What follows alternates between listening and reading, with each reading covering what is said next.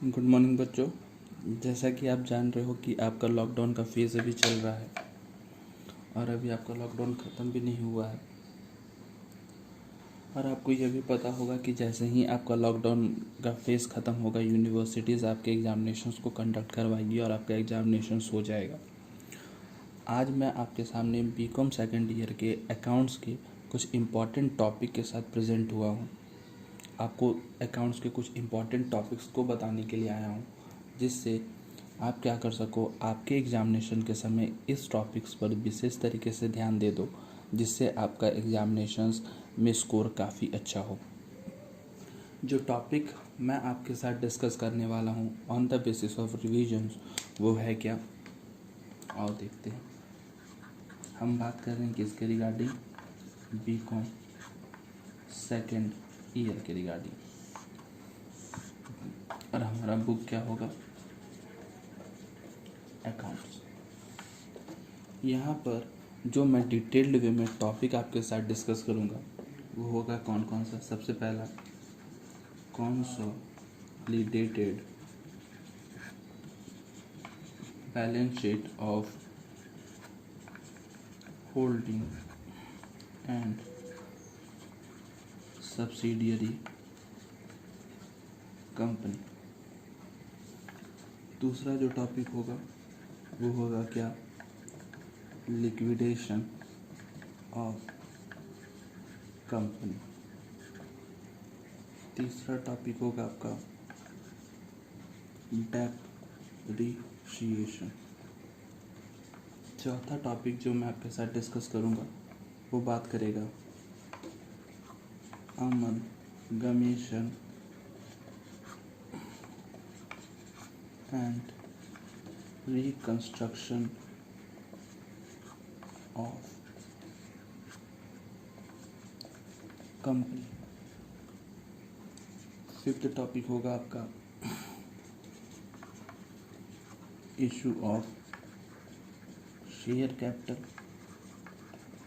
और last topic होगा आपका redemption of preference share capital. ये वो टॉपिक है जो आपके एग्जामिनेशंस में आपके नंबर स्कोरिंग के तौर पर काम करते हैं। और मोस्टली क्वेश्चन, जैसा कि आपको पता है कि आपके एग्जामिनेशंस में टोटल 100 मार्क्स के क्वेश्चन होंगे और एक क्वेश्चन 20 मार्क्स का होता है, किसी का 16 मार्क्स का भी, 18 मार्क्स का भी होता है कुछ यूनिवर्सिटीज़ में। तो आपके लिए ये जो 6 टॉपिक होंगे ये बहुत ही इम्पॉर्टेंट होंगे। इससे आपके 70 to 80% क्वेश्चंस आने के चांसेस होते हैं, यानी 70 से 80% क्वेश्चन सिर्फ इसी 6 टॉपिक से आते हैं। तो आप समझ ही सकते हो कि आपके लिए टॉपिक कितना इम्पॉर्टेंट हो जाता है। आज जो टॉपिक मैं आपके साथ डिस्कस करने चाहूँगा वो बात करेगा आपका नंबर 1 टॉपिक का, और वो टॉपिक है consolidated balance sheet of holding and subsidiary company. यानी हम यह देखेंगे कि कैसे होल्डिंग कंपनी और सब्सिडियरी कंपनी अपने बैलेंस शीट को प्रिपेयर करती है, होल्डिंग कंपनी और सब्सिडियरी कंपनी होता क्या है, यानी हम इसमें ये सारी चीज़ों को देखेंगे। तो चलते हैं, स्टार्ट करते हैं अपना topic consolidated balance sheet of holding and subsidiary company. तो आपके टॉपिक का नाम है क्या? Consolidated balance sheet of holding company. देखो, ये consolidated balance sheet of holding और सब्सिडियरी कंपनी है क्या? अगर बात करें consolidated balance sheet of holding और सब्सिडियरी कंपनी की, तो इसको जो डिस्कस किया गया है वो डिस्कस किया गया है अकाउंटिंग स्टैंडर्ड 21 में। यानी आपका अकाउंटिंग स्टैंडर्ड 21 है जो बात करता है किसके regarding? Consolidated balance sheet of holding and subsidiary company के रिगार्डिंग। क्या होता है consolidated balance sheet of holding company, या फिर ये होल्डिंग कंपनी और सब्सिडियरी कंपनी होता क्या है? तो देखो, जैसा कि आप जानते हो कि बिज़नेस जो होता है, यानी कोई भी तरीका का बिज़नेस क्या करना चाहता है? खुद को एक्सपेंड करना चाहता है, यानी बिज़नेस खुद को क्या करना चाहता है? बढ़ाना चाहता है। तो जब बिज़नेस अपने आप को एक्सपेंड करना चाहता है, अपने काम को बढ़ाना चाहता है, अपने वर्किंग एरिया को बढ़ाना चाहता है, तो इस कंसिडर में, यानी इस केस में बिज़नेस क्या करता है? बहुत सारे प्रोसेस को अडॉप्ट करता है, जिसमें से एक होता है अमलगमेशन करना और दूसरा होता है एब्जॉर्प्शंस करना। अमलगमेशन करने का मतलब क्या कि जैसे मान लो कि आपकी एक कंपनी हीरो लिमिटेड, दूसरी कंपनी होंडा लिमिटेड, और इन दोनों ने मिलकर क्या करना चालू कर दिया काम और बन गया आपका हीरो होंडा लिमिटेड। तो ये जो प्रोसेस कंपनी ने अडॉप्ट किया that is considered as amalgamation. Absorptions क्या, जब एक बड़ी कंपनी दूसरी कंपनी को क्या करती है, अपने से छोटी कंपनी को अपने अंदर मिला लेती है, that is considered as an absorption. इसी तरीके से कंपनी क्या करती है, एक और तरीका का प्रोसेस अपनाती है जिसके तहत कंपनी क्या करती है, गेन करती है किस चीज़ को, control over the other company, यानी दूसरे कंपनी पर वो क्या करती है, अपने कंट्रोल को क्या करती है, गेन करती है, अपने अधिकार को क्या करती है, बताती है। तो यह जो प्रोसेस जो कंपनी के द्वारा अडॉप्ट किया जाता है यानी controlling over the other company, यही प्रोसेस आपका कहलाता है क्या, holding company and subsidiary company. यानी यहीं से आपका एक कॉन्सेप्ट निकल के आता है होल्डिंग कंपनी और सब्सिडरी कंपनी का। तो आप समझते हैं क्या कि होल्डिंग कंपनी और सब्सिडरी कंपनी होता क्या है। तो जैसा कि आपको पता होगा कि जब कंपनी एक्ट आया तो कंपनी एक्ट ने क्या किया, कंपनी के डिफरेंट फॉर्म्स को बताया, यानी कंपनी को उसने बहुत सारे फॉर्म में बांटा। यानी कब बताया क्या कि company on the basis of liability divide होती है, company on the basis of ownership divide होता है, company on the basis of capital divide किया गया। यानी बहुत सारे फॉर्म में उसने कंपनी को डिवाइड किया। उसी में से एक फॉर्म निकल कर आता है कंपनी एक्ट का, ऑन द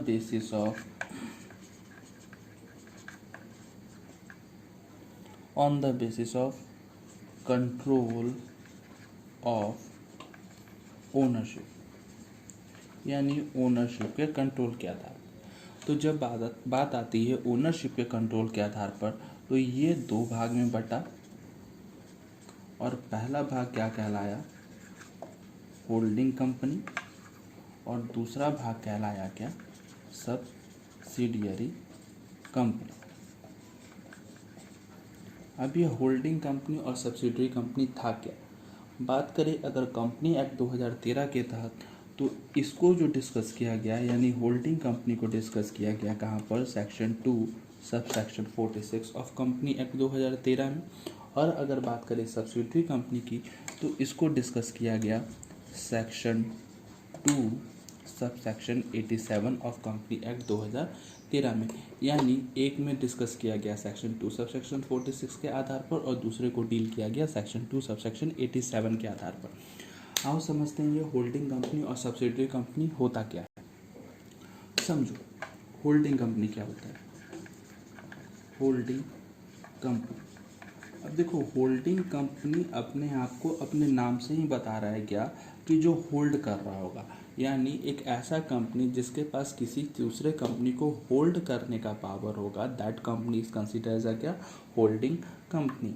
यानी holding company refers to that company which acquire control किस पर, over the other company, that is its subsidiary company. यानी एक ऐसा कंपनी जिसने क्या कर लिया है, कंट्रोल कर लिया है किस पर, किसी दूसरे कंपनी पर, और वो दूसरी कंपनी क्या है, उसकी सब्सिडियरी कंपनी है। ऐसी कंपनी को क्या कहा जाएगा, होल्डिंग कंपनी कहा जाएगा। लेकिन यहाँ पर एक बात यह आता है कि वो होल्डिंग कंपनी किसी दूसरे कंपनी पर कंट्रोल गेन कैसे करेगा, यानी कंट्रोल कैसे करेगा। तो कहता है क्या कि अगर होल्डिंग कंपनी ने एक्वायर कर लिया है मोर देन 50% ऑफ शेयर, अगर होल्डिंग कंपनी ने 50% से ज़्यादा का शेयर एक्वायर कर लिया है, किसका, ऑफ इट्स सब्सिडियरी कंपनी, तब दूसरा control the board of director of its subsidiary company. पहला क्या, अगर उसने 50% से ज़्यादा का शेयर एक्वायर कर लिया है, किसका, सब्सिडियरी कंपनी का।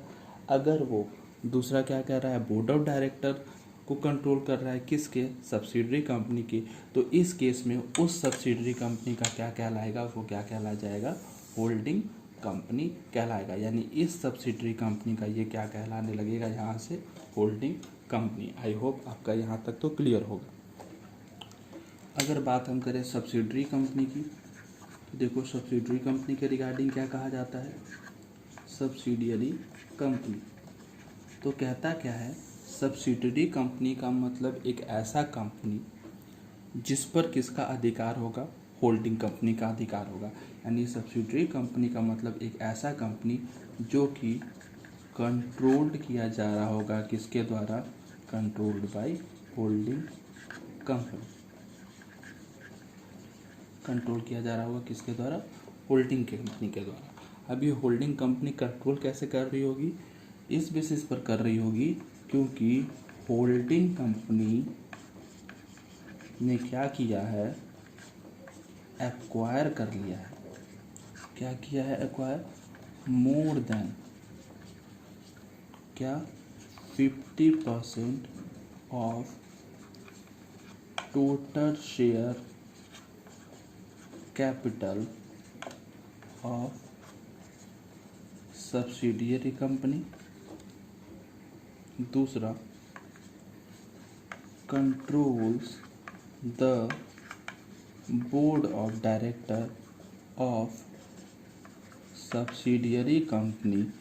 अगर ये दो कंडीशन पाया जाता है तो उस केस में वो कंपनी क्या कहलाएगी? सब्सिडरी कंपनी कहलाएगी। और जिस कंपनी ने एक्वायर किया होगा वो कंपनी क्या कहला जाएगा? होल्डिंग कंपनी कहला जाएगा। आई होप आपको होल्डिंग कंपनी और सब्सिडरी कंपनी यहाँ से क्लियर होगा। तो जैसा कि आपने सीख लिया कि होल्डिंग कंपनी और सब्सिडरी कंपनी क्या होता है, तो देखो यहाँ से बात ये आता है कि हमें बनाना क्या है। या अगर हम इस चैप्टर की बात करें तो हमें बेसिकली पढ़ना यहाँ पर है क्या? कि consolidated balance sheet of holding and subsidiary company. यानी यहाँ पर हमें यह जानकारी लेनी है कि कंसोलिडेटेड बैलेंस शीट बनाया कैसे जाता है होल्डिंग कंपनी और सब्सिडरी कंपनी का। सबसे पहले समझो कंसोलिडेशन का मतलब क्या होता है। तो कंसोलिडेटेड कहने का मतलब क्या? कि जब दो कंपनी मिलकर कंबाइंड वे में एक ही साथ अपने अकाउंट को प्रिपेयर करे, यानी मिलाकर अपने जो भी उसके असेट्स और लायबिलिटी के कंडीशंस हैं उसको एक ही साथ एक ही अकाउंट में शो करे, तो वो कहलाता है क्या? कंसोलिडेटेड कहलाता है। तो देखो कंसोलिडेटेड बैलेंस शीट कहने का मतलब क्या? तो कंसोलिडेटेड बैलेंस शीट कहने का मतलब या फिर कंसोलिडेटेड फाइनेंशियल स्टेटमेंट कहने का मतलब क्या? एक ऐसा फाइनेंशियल स्टेटमेंट या फिर एक ऐसा बैलेंस शीट जो कि प्रिपेयर किया जा रहा होगा किसके द्वारा? बोथ द कंपनीज के द्वारा। यानी इसको बना कौन रही होगी? दोनों कंपनी बना रही होगी। यहाँ दोनों कंपनी के कहने का मतलब क्या है? कि इसको होल्डिंग कंपनी भी प्रिपेयर कर रही होगी और सब्सिडरी कंपनी भी प्रिपेयर कर रही होगी। यानी दोनों मिलकर ही ये बैलेंस शीट को तैयार कर रहे होंगे। अब ये बैलेंस शीट अलग अलग बना रहे होंगे या साथ में बनाएंगे?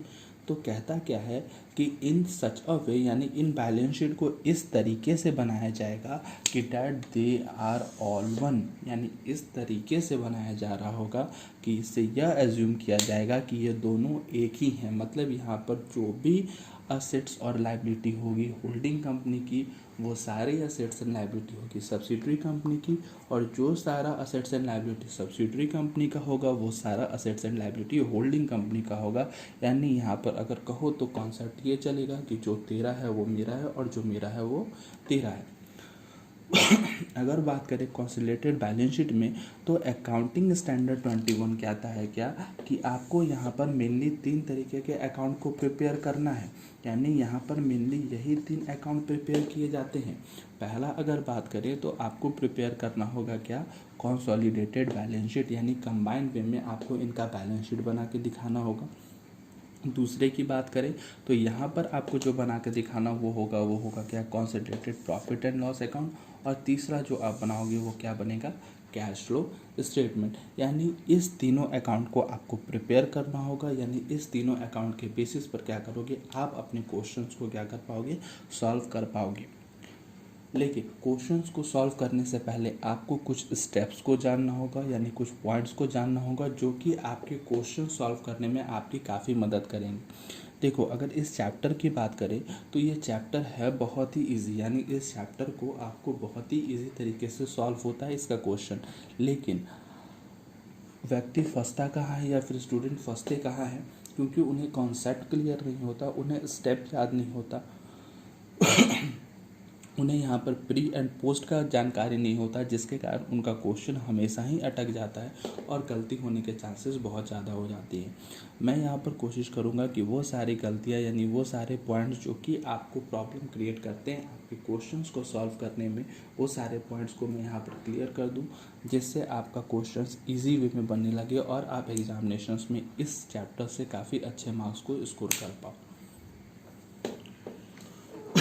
सॉरी। तो देखो यहाँ पर सबसे पहले अब हमें यह देखना होगा कि अगर हम क्वेश्चंस को सॉल्व कर रहे हैं तो हमें क्या क्या स्टेप्स को टेक इन करना होगा। तो सबसे पहले जब भी आप होल्डिंग कंपनी और सब्सिडरी कंपनी के क्वेश्चंस को चेक करने जाओ यानी सॉल्व करने जाओ, तो सबसे पहले आप यह देख लो कि यहाँ पर परसेंटेज ऑफ एक्वाइजेशंस क्या है, यानी कि कितना परसेंट का शेयर यानी कितने परसेंटेज ऑफ पोर्शन को होल्डिंग कंपनी ने क्या कर रखा है, एक्वायर कर लिया है, किसका, सब्सिडरी कंपनी का। देखो अगर क्वेश्चन होल्डिंग और सब्सिडरी कंपनी का है तो यहाँ तक तो क्लियर ही होगा कि कंपनी ने क्या किया है, होल्डिंग कंपनी ने 50% से ज़्यादा का शेयर एक्वायर तो किया है, लेकिन उस 50% से ज़्यादा के शेयर्स में यानी उसने 50% में 51% का शेयर एक्वायर किया है या फिर 65% का शेयर एक्वायर किया है या फिर पूरा का पूरा 100% का एक्वाइजेशंस किया है, हमें इसकी जानकारी लेनी होगी। तो इसकी जानकारी लेने के लिए हम एक फार्मूला यूज़ करते हैं जो कि कुछ इस तरीके से है।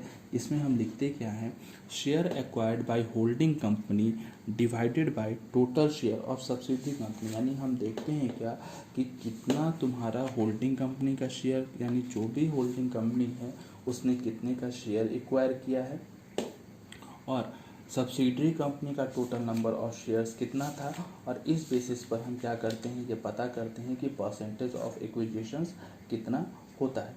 फॉर एग्जांपल के तौर पर समझो, मान लो एक कंपनी है एच लिमिटेड, ये एच लिमिटेड कौन सी कंपनी हो गई, होल्डिंग कंपनी हो गई, और एक कंपनी है क्या एस लिमिटेड, ये क्या हो गई, सब्सिडियरी कंपनी हो गई। अगर एस लिमिटेड की बात करें तो एस लिमिटेड के पास क्या है, 40,000 शेयर ऑफ 10 ईच, क्या है, 40,000 शेयर है 10 रुपये ईच का।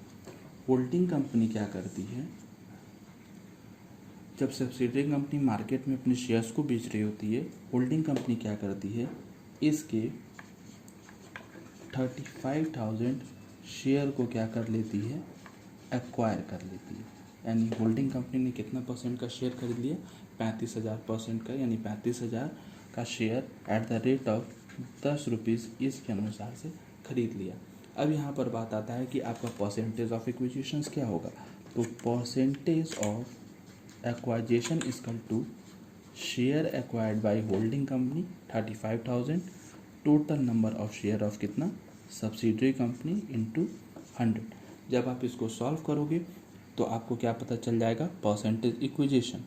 यानी अगर हम इसको सॉल्व करते हैं तो हमारा आंसर आता है, यानी अगर हम इसको सॉल्व करते हैं तो हमारा आंसर कुछ आएगा 87.5%। यानी होल्डिंग कंपनी ने कितना का शेयर एक्वायर कर लिया है, 87.5% का शेयर एक्वायर कर लिया है। यानी कहने का मतलब क्या, 87.5% का अधिकार उस सब्सिडरी कंपनी पर किसका है, होल्डिंग कंपनी का है, और जो भी रिमेनिंग बचा हुआ है वो किसका अधिकार पर है, अभी भी सब्सिडरी कंपनी के अधिकार पर है। आई होप आपको यहाँ तक तो क्लियर होगा। चलो, अगर आपको यहाँ तक पहला पॉइंट क्लियर है तो हम मूव करते हैं सेकंड पॉइंट की ओर। जो सेकंड स्टेप हमारा होता है, इसमें हम कैलकुलेशन करते हैं क्या, प्री एंड पोस्ट इनकॉर्पोरेशन का। समझो ये प्री एंड पोस्ट इनकॉर्पोरेशन होता क्या है। एग्जांपल के तौर पर समझो, मान लो कि एक ए लिमिटेड कंपनी है, ये क्या कर रही है, अपना अकाउंटिंग ईयर को फॉलो कर रही है, जो कि स्टार्ट हो रहा है 1/4/2013 से और एंड होता है 31/3/2014 को। कंपनी काम कर रही थी। होता क्या है कि बी लिमिटेड क्या करती है, इसके मोर देन 50% शेयर को एक्वायर करती है, एक्वायर करती है कब? ऑन 1 सितंबर 2013। जैसे ही 1 सितंबर 2013 को कंपनी ने एक्वायर कर लिया होगा, 1 सितंबर 2013 से यह कंपनी क्या हो गई होगी? सब्सिडरी कंपनी हो गई होगी, यानी ए लिमिटेड सब्सिडरी कंपनी काम करने लगेगी और बी लिमिटेड होल्डिंग कंपनी काम करने लगी। लेकिन बात किया जाए, कंपनी जब 1/4/2013 से ऑपरेट कर रही होगी तो इसने 31 अगस्त 2013 तक तो भी प्रॉफिट कमाया होगा, यानी 31 अगस्त 2013 तक को भी प्रॉफिट कमाया होगा। और फिर यह 1 सितंबर 2013 से लेकर 31/3/2014 तक भी प्रॉफिट कमाएगी। यानी अगर बात करें तो यहाँ से तो ये प्रॉफिट किसका पार्ट हो रहा है? होल्डिंग कंपनी का पार्ट हो रहा है। लेकिन इसके पहले का प्रॉफिट जो भी है वो किसका पार्ट है? वो तो सीधा सीधा सब्सिडरी कंपनी का पार्ट है। तो वो डेट ऑफ एक्वाइजेशन से पहले का जो भी प्रॉफिट होता है वो कहलाता है क्या? आपका प्री इनकॉर्पोरेशन प्रॉफिट। और जो डेट ऑफ एक्वाइजेशन से, यानी जिस दिन से कंपनी को खरीद लिया गया उस दिन के बाद से जो भी प्रॉफिट होता है उसको कहते हैं क्या? Post incorporation profit. I hope आपको यहाँ तक क्लियर होगा। देखो, इसको एक एग्जांपल से आपको समझाने की मैं कोशिश करता हूँ। देखो है क्या, कंपनी है, दो कंपनी, एक कंपनी का नाम है एच लिमिटेड और दूसरे कंपनी का नाम है क्या? S limited. आपको नाम से ही पता चल गया होगा, एच लिमिटेड आपकी होल्डिंग कंपनी होगी और एस लिमिटेड आपकी क्या है? सब्सिडरी कंपनी है। एच लिमिटेड ने क्या किया? एक्वायर कर लिया है किसको? एस लिमिटेड को। कब? 1 जनवरी 2014 को। कब एक्वायर किया? 1 जनवरी 2014 को। एस लिमिटेड का प्रॉफिट जो है वो क्या है? 1/4/2013 के दिन कितने का है? 3000 का है। ठीक है। और कहता है क्या? ऑन 31/3/14 को उसका प्रॉफिट कितने का शो हो रहा है? 10,000 का शो हो रहा है। इस बात को समझो, 1/4/2013 के दिन उसका प्रॉफिट कितने का है? 3000 का है। और 31/3/14 को उसका प्रॉफिट कितने का शो हो रहा है? 10,000 का हो रहा है। अब यहाँ से एक चीज़ समझो, सबसे पहला प्री एंड पोस्ट इनकॉर्पोरेशन की बात करते हैं। अगर हम प्री एंड पोस्ट इनकॉर्पोरेशन की बात करें तो 1/4/2013 से लेकर 31 दिसंबर 2013, डेट इज कितना? 4, 5, 6, 7, 8, 9, 10, 11, 12, यानी 9 मंथ आपका क्या हो गया होगा? प्री इनकॉर्पोरेशन हुआ होगा। और 1/1/14 से लेकर 31/3/14 आपका क्या हुआ होगा? यानी 3 महीना आपका क्या हो गया होगा? पोस्ट इनकॉर्पोरेशन हुआ होगा। कोई दिक्कत यहाँ पर? अगर बात करें यहाँ पर प्रॉफिट की, तो देखो, अगर प्रॉफिट की बात करें तो जैसा कि आप देख रहे हो कि 1/4/2013 के दिन मेरा प्रॉफिट कितने का है? 3000 का। यानी अगर मेरा प्री इनकॉर्पोरेशन प्रॉफिट की बात करें तो 1/4/2013 के दिन मेरा प्रॉफिट 3000 का। ठीक है। कहता है 31/3/14 के दिन मेरा प्रॉफिट कितने का है? 10,000 का है। यानी ड्यूरिंग द पीरियड मैंने कितने का प्रॉफिट कमाया होगा? 7,000 का प्रॉफिट कमाया होगा। यहाँ तक तो कोई दिक्कत नहीं है। लेकिन अब देखो यहाँ पर क्या है, ये 3000 का प्रॉफिट तो मेरा पूरा का पूरा किस चीज़ का हो गया? प्री इनकॉर्पोरेशन का प्रॉफिट है। लेकिन इस 7,000 की बात करें तो इस 7,000 में दो होगा। पहला क्या? प्री इनकॉर्पोरेशन का भी प्रॉफिट होगा और दूसरा क्या होगा? पोस्ट इनकॉर्पोरेशन का भी प्रॉफिट होगा। क्योंकि यह जो ड्यूरिंग द पीरियड मैंने प्रॉफिट कमाया होगा वो 1/4/2013 से लेकर 31/3/14 के बीच का होगा। और इसी बीच में क्या हुआ है? मेरा एक्विजिशन हुआ है। तो जैसा कि आपको पता है कि आपका प्री इनकॉर्पोरेशन का पीरियड कितने का था, 9 मंथ का था, और पोस्ट इनकॉर्पोरेशन का पीरियड कितने महीने का था, 3 महीने का था, जिसके कारण ये क्या हो जाएगा 7000 गुने 9/12, ये आपका क्या बन जाएगा प्री इनकॉर्पोरेशन। और पोस्ट की बात करें तो आपका क्या बन जाएगा 7000 गुने 3/12। अगर आप इसको सॉल्व करते हो तो आपका आंसर आएगा 5250 और दूसरा आएगा 1750।